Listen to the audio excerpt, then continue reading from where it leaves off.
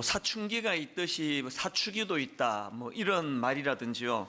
또 그 여성들도 갱년기가 있지만 또 남성들도 갱년기가 있다, 뭐 이런 말이라든지, 요즘에 제 스스로를 보면은, 이 나이로 보면은 그 남성 갱년기가 지나갔을 것 같기도 하고, 또 정상으로 보면은 이게 지금 남성 갱년기인가, 이런 생각을 할 때가 종종 최근에 있는 것 같습니다. 우선 뭐 자꾸 그 체력이 딸리고요. 그리고 이 기억력이 막 이게 하여튼 계속 그 감퇴가 되고, 뭐 다 여러분이 또 듣고 아시지만 계속 야곱을 이삭이라 그러고 이삭을 요한이라 그러고, 뭐 전혀 그 뭐 생각지도 않은 말이 자꾸 튀어나오는 게 점점 더 이제 또 잦아지고, 뭐 이런 거라든지.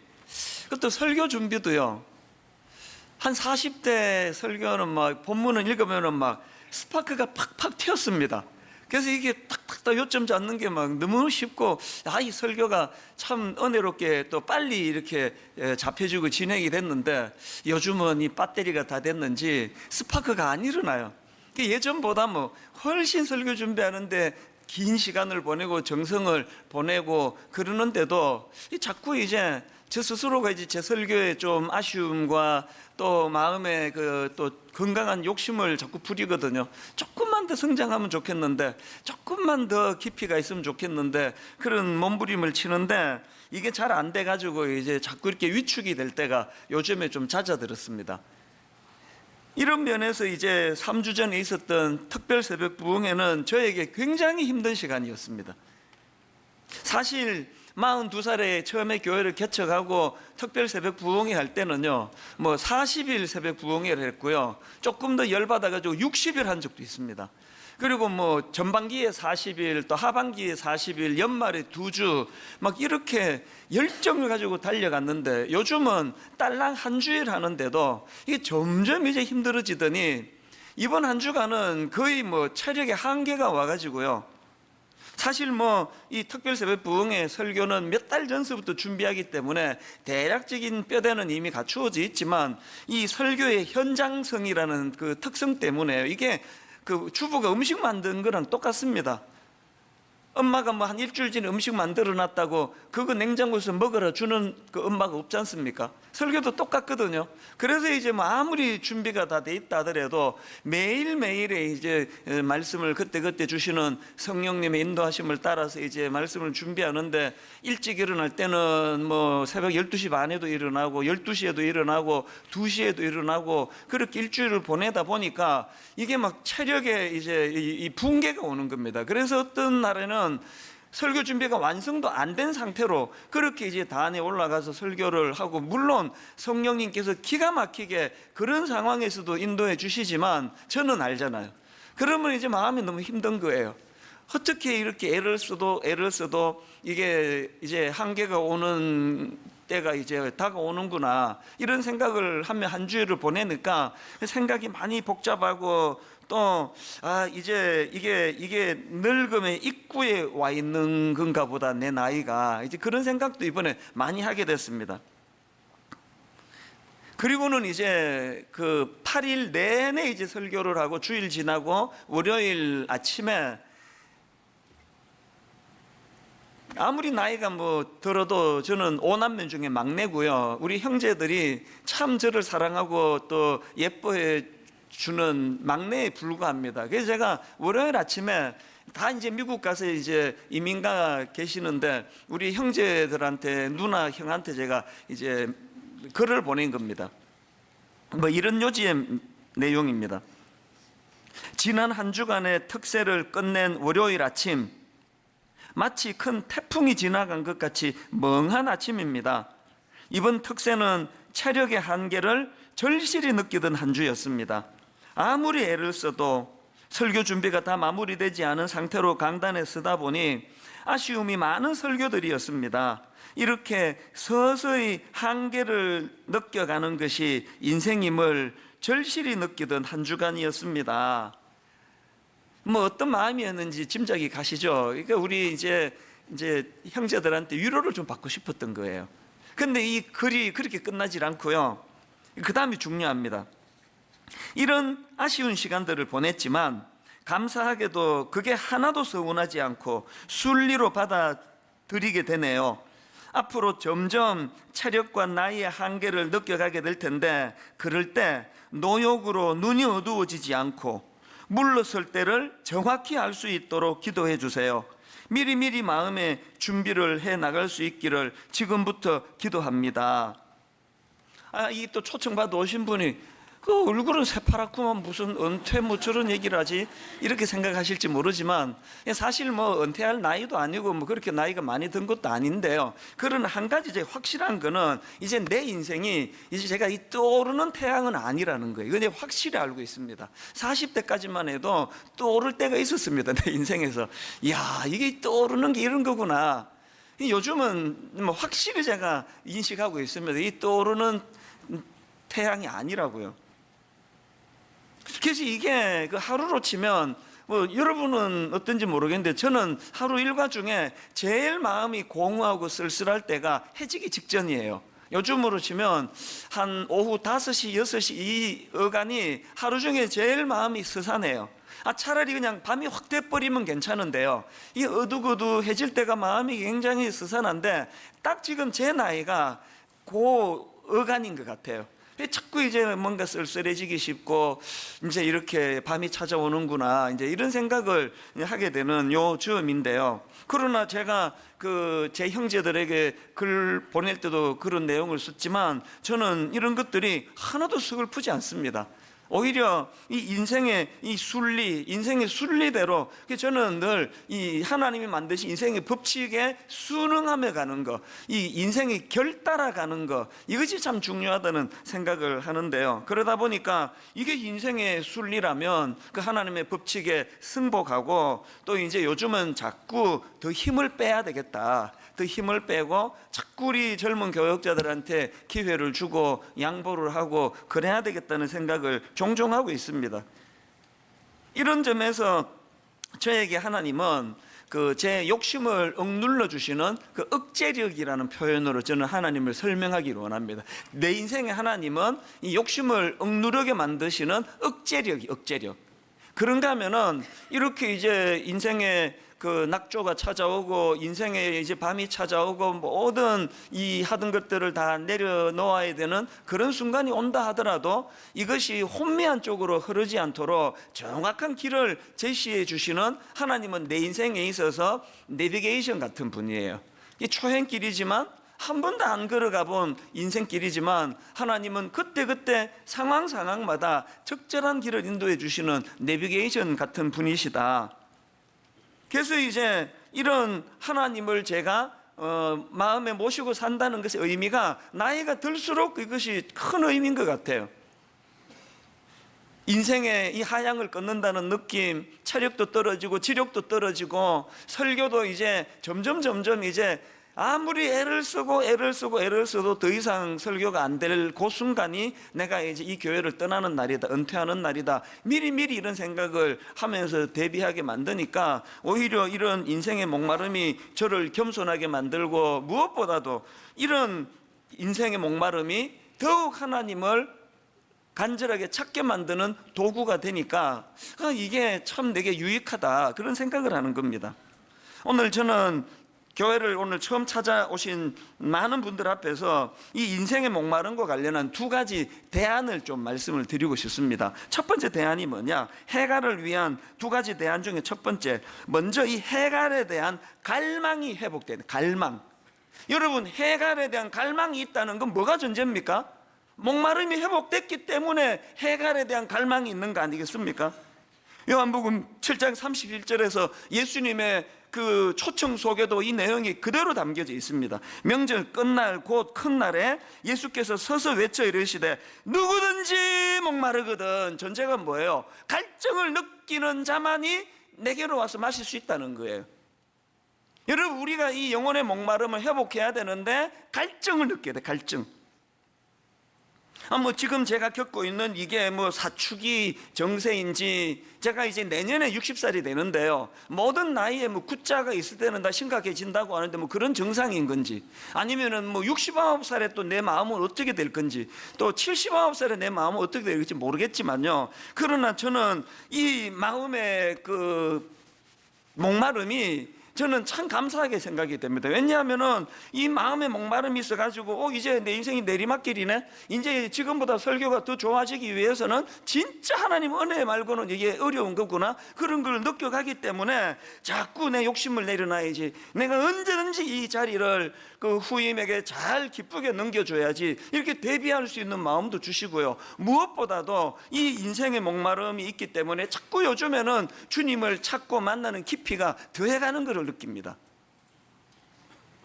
성경에 보면은요, 수많은 인물들이 그런 인생의 목마름이 있었기 때문에 주님을 찾아가는, 또 그리고 해갈의 기쁨을 누리는 것들을 볼 수 있는데, 그 중에 대표적인 인물이 누가복음 19장에 나오는 삭개오라는 인물이에요.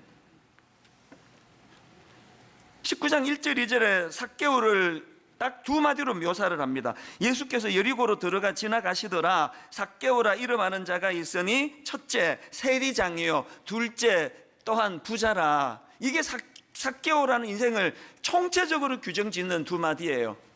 여기 나오는 세리장이요, 이 말은요, 그 당시 유대인들은 로마의 통치 아래 놓여 있었기 때문에 여기 나와 있는 이 세리, 또 세리장, 이건 우리식으로 말하면 일제강점기 때 일본에 빌붙어 살던 이완용 같은 놈이다, 그런 의미로 쓰여진 표현이에요. 왜냐하면 그 로마 제국의 그 식민 정책이 뭐냐 하면은 자기들이 정복한 나라에서 세금을 원활하게 거두기 위해서 이 삭개오 같은 이런 사람들을 포진해 가지고 일정한 세금만 로마 당국에 거두어내면 나머지 것들에 대해서는 관여를 하지 않는 정책을 세웠단 말이에요. 그러니까 이 삭개오 같은 인간들이 그 자기 동족의 피를 빨아먹는 흡혈귀 같은 존재, 성경에 보면은 항상 세트로 나갑니다. 세리와 죄인, 이렇게 세트로 나가는 거예요. 이게 삭개오예요.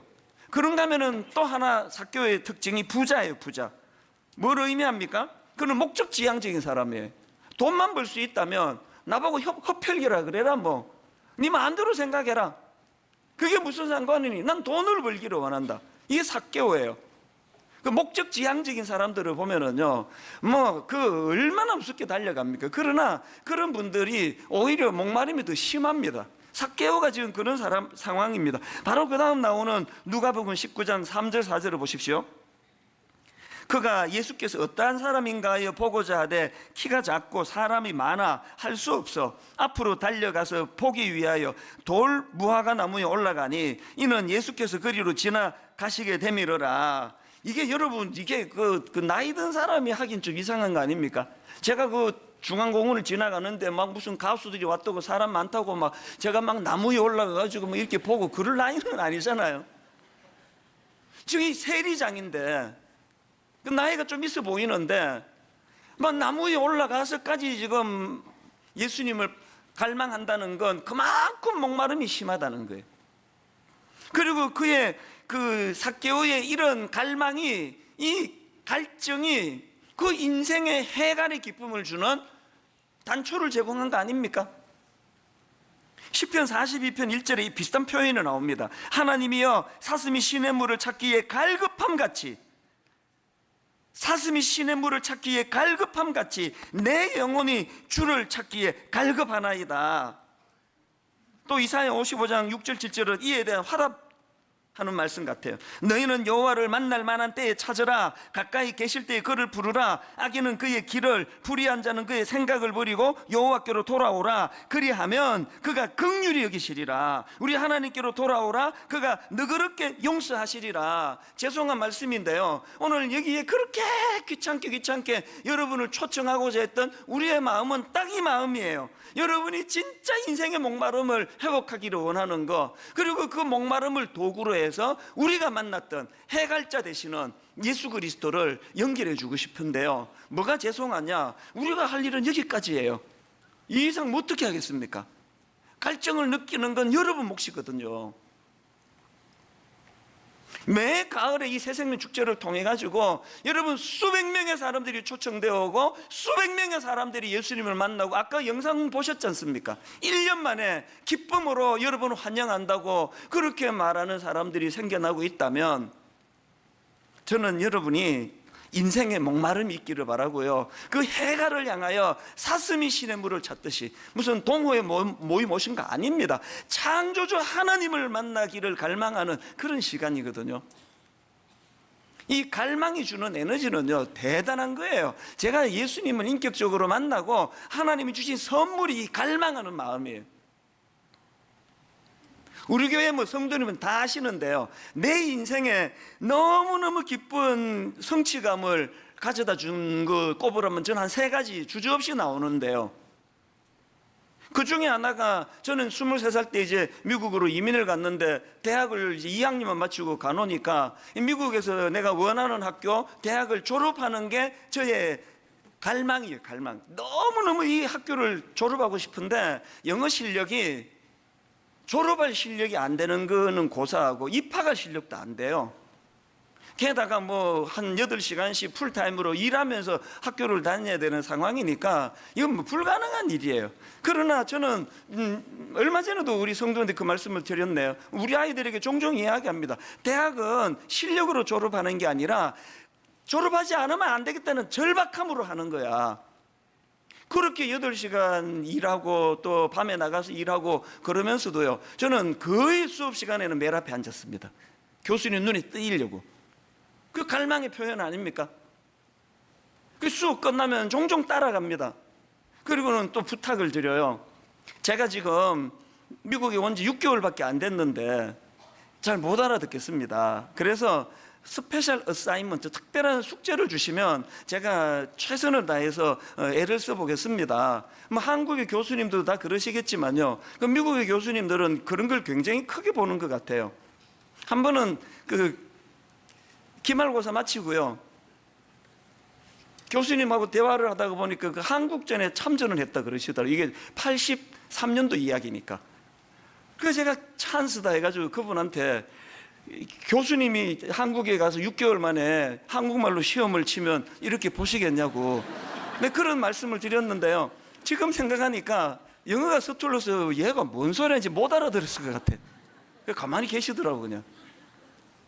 그래서 또 숙제 받아가지고 하고 그래서 기어이 전혀 내 실력으로는 이룰 수 없는 대학 졸업이라는 걸 이루고 나니까요, 졸업장이 지금 필요한 건 아닌데요, 지금도 그 에너지와 열정이 저를 한 번씩 견인하는 걸 느낍니다.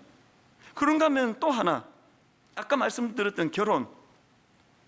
그냥 이 33살 이제 가을이 지금 짙어가는데, 그때만 해도 이 결혼할 조짐이 안 보이는데 누가 7살 차이가 나는 아주 그 젊은 아가씨를 소개를 시켜주더라고요. 그래서 이제 만났는데 그 당시로 하여튼 이 여자 놓치면 내 인생 끝이다 그래가지고 아무나 오게 그 심정으로 제가 만났는데, 또 보니까 또 마음에 좀 들더라고요. 그래가지고 그날 절박하게 처음 만나는 날인데요, 카페에서 4시간인가 5시간인가를 혼자 설교했습니다. 미국에 왜 이민 갔고 한국에 왜 돌아왔고 내 목회의 꿈이 뭐며 하나님이 어떻게 날 인도하실지를 나는 기대하고 계속 말할 틈을 안 주고 계속 혼자 이야기를 했거든요. 바로 며칠 전에요, 무슨 회의하는 모임에 이제 부부 동반으로 같이 갔는데 이제 누가 묻더라고요. 아니 사모님은 그렇게 당시에 나이도 많고 그때 파트타임이었거든요.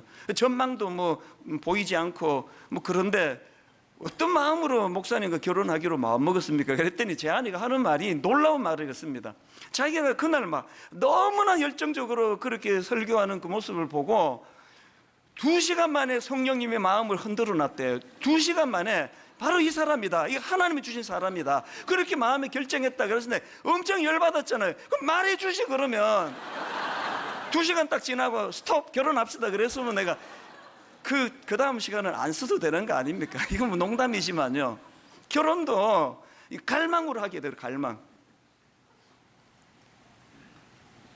오커는 목사님 밑에서 너무나 제가 배우고 싶은 갈망이 크니까요, 우리는 신학대학원 과정이 3년이거든요 3년 내내 제가 호시탐탐 노리고 있었는데 3학년 졸업반에 공고가 붙었습니다. 청소년 사역자 모집, 그리고 밑에 담임 목사 옥한음 이렇게 되어 있는데, 가슴 아프게도 자격 조건 신학대학원 1학년생 중에서라는 거예요. 난 그때 3학년 졸업반이에요. 2달 있으면 졸업할 텐데. 그러나 이 갈망이라는 게요, 그때 이제 컴퓨터를 처음 도입할 때예요. 독수리 탑법 이렇게 해가지고 거의 밤을 새서 2장짜리 자기소개서를 쓰는데요, 서너 시간을 쓰다가 뭐 하나 누르니까 싹 지워버려져 버리고 밤을 꼬박 새워가지고 냈습니다. 서류 심사해가지고 탈락시키고 쓰레기통에 던지는 건 그쪽이 할 일이고, 난 가고 싶다는 거예요. 나는 서류 내는 게 내가 할 일이고, 제가 예수님을 영접하고요, 인생의 목마름이 해결이 되면서 이 인생의 목마름에 대한 갈망이 이렇게 중요하다는 것을 깨닫고 나서 예수님이 내게 선물로 주신 게 이 열정이에요. 열정. 막 타는 목마름으로. 오늘 수많은 젊은이들에게 저는 복음이 들어가기를 원해요. 그들이 예수 그리스도를 만나면 우리가 우연히 만들어진 존재가 아니라 하나님의 뚜렷한 어떤 목적에 의해 만들어졌다는 사실을 알게 되면 인생을 저렇게 허비하지 않습니다.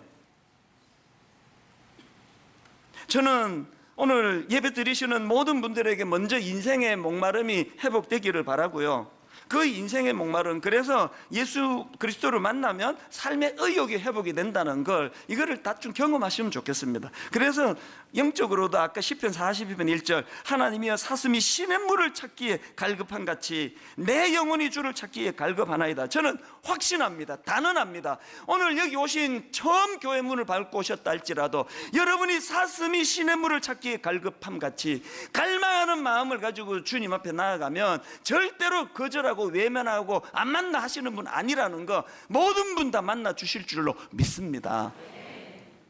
그런가 하면은 해갈을 위한 두 번째 대안이 뭐냐, 그 갈망을, 인생의 목마름에 대한 갈망을, 해갈에 대한 갈망을 예수님 만나는 도구로 연결시켜야 된다는 거예요.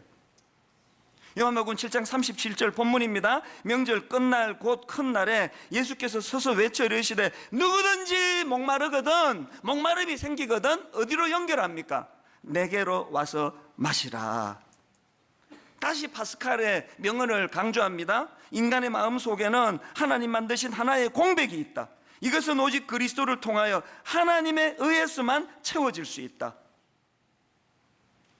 오늘 목사님 설교를 듣다가 보니까 이어령 교수님, 우리나라의 석학 중에 대표적인 석학 아니십니까? 이어령 교수님 얘기를 하는데 당신을 이렇게 묘사하신대요. 나는 평생 우물을 파는 사람이었다. 그 목마름을 이렇게 표현한 거 아닙니까? 학문에 대한 목마름으로 우물을 파는 거 아닙니까? 명예를 달라면서 인생의 목마름을 가지고 명예를 달라면서 글을 썼더니 명예가 생겼고, 돈을 벌려고 애쓰니까 돈이 생겼다. 이런 식으로 본인은 목마름으로 우물을 파는 사람이었는데 이상하게 파는 우물마다 물이 솟아나는 그런 참 놀라운 일을 경험했지만 해갈이 안 되더래. 해갈이 왜 계속 팝니까? 해갈이 안 되니까 파는 거 아닙니까? 이거 채워주면 해갈되려나? 저거 채워주면 해갈되려나?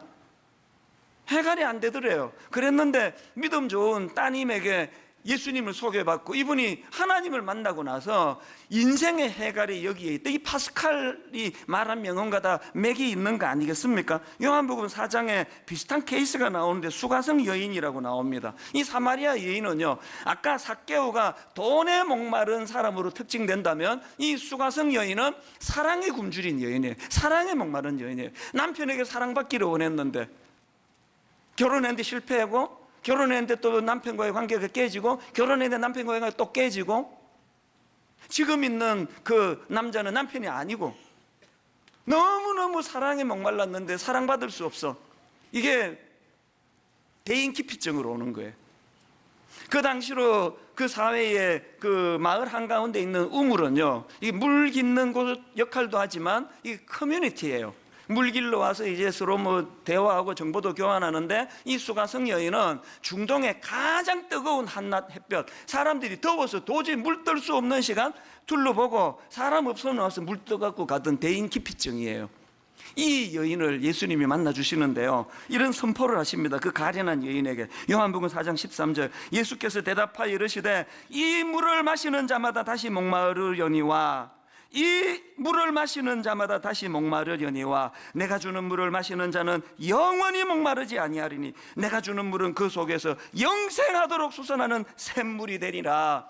아까 말씀해드린 영국의 로이드 존스 목사님은 이 구절을 가지고 이렇게 설명하는 글을 제가 봤습니다. 이것이, 이 주님의 선포가 이것이 최고 수준의 기독교입니다. 주님은 바로 이런 기독교를 수가성 여인에게 말씀하십니다. 우리는 이런 수준의 기독교를 붙잡아야 합니다. 저는 이 글을 읽으면서 마음에 가책을 느꼈습니다.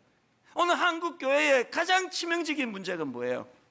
교회는 이 최고 수준의 기독교, 이런 수준의 기독교를 붙잡기 위해서 다른 어떤 것보다 먼저 해야 되는 것, 이 물을 마시는 자마다 다시 목마르려니와 내가 주는 물을 마시는 자는 영원히 목마르지 아니하리니 내가 주는 물은 그 속에서 영생하도록 솟아나는 샘물이 되리라. 이 선포가 들려지는 곳이 교회인 줄로 믿습니다. 목사 하나도 안 중요하고요, 몇 명 모이느냐 하나도 중요하지 않고요, 여전히 이 해갈의 기쁨을 주시는 예수 그리스도가 소개되고 있는가, 이게 안 되니까 교회가 세상에 천덕꾸러기가 돼버린 거 아닙니까? 이것과 관련해서 먼저 믿은 우리가 뼈저리게 반성해야 될 구절이 하나 있는데, 오늘 본문 30절 다시 한번 보세요. 명절 끝날 곧 큰 날에 예수께서 서서 외쳐 이르시되 누구든지 목마르거든 내게로 와서 마셔라. 언제 마셨는가를 명절 끝날 곧 큰 날이라고 기록하는데요, 이게 너무 중요한 의미예요.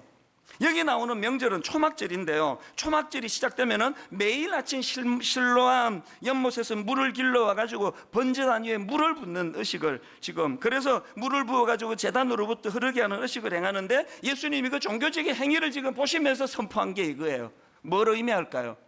종교적인 행위로는 해결 안 된다. 나 교회 다닙니다, 나 술 안 마십니다, 담배 안 핍니다, 나는 이 주일 잘 지킵니다, 난 헌금 잘합니다, 이런 종교적인 행위가 예수님을 만나는 어떤 보조 수단이 될지는 몰라도 우리의 종교적인 행위가 해결을 주지 못한다는 거예요.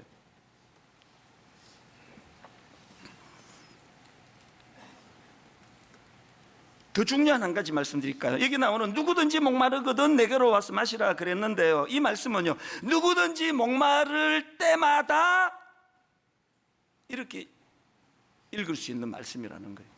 이 조건이 아니에요. 조건도 포함되죠. 누구든지 목마르거든 내게로 와서 마시라는 의미도 있지만, 누구든지 목마를 때마다, 이 복음의 현재성. 한국교회가 왜 이렇게 됐다고요? 목사님들이 왜 자칫하면 변질되는지 아세요? 목말라서 신학교 갔고 목말라서 목사가 됐지만 복음의 현재성이에요. 누구든지 목마를 때마다 다른 것 찾지 않고 다른 것 기웃거리지 않고 내게로 와서 마셔라. 지난 특세 때 바로 이틀 전, 특세가 시작이 이틀 전 금요일 날 서점에 책 사러 그냥 가고 있었을 뿐이에요. 점심시간 무렵에 수많은 젊은이들이 쏟아져 나오고 있는 길거리에 제가 59살 먹은 제가 눈물을 절제를 할 수 없을 만큼 그런 격한 감정을 경험했는데요, 성령님이 제게 찬양 하나 주셨기 때문에 그렇습니다. 주 예수 오셔서 내 슬픔 아셨네, 나의 앞일도 내 주 아셨네, 나 주를 버리고 떠나갔었네, 주님 약속대로 날 붙드셨네, 주 말씀하네, 너 물가로 곧 나오라, 내게 오라, 너의 목마른 것을 내가 채우리라, 어둠에 헤맬 때 흘리던 너의 눈물, 그 눈물을 위해 내가 죽은노라. 끝에 있는 이 한마디가 저를 울렸습니다. 예수 그리스도의 십자가의 의미, 어둠에 헤맬 때 흘리던 너의 눈물, 그 눈물을 위해 내가 죽었노라. 예수님이 십자가에서 그 목마름의 문제를 가지고 내가 다 이루었다고 그렇게 말씀하시거든요. 결론을 이렇게 맺기를 원합니다.